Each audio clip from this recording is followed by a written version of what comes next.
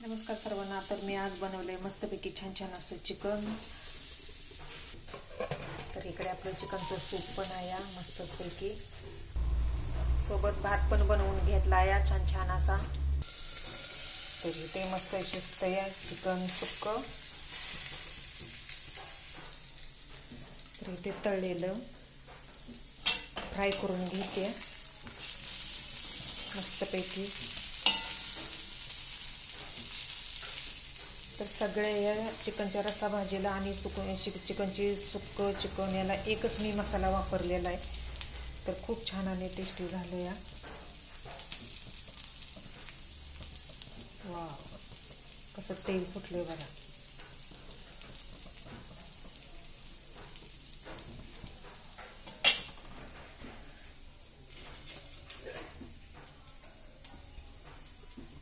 मस्त चिकनची रस्सा भाजी पण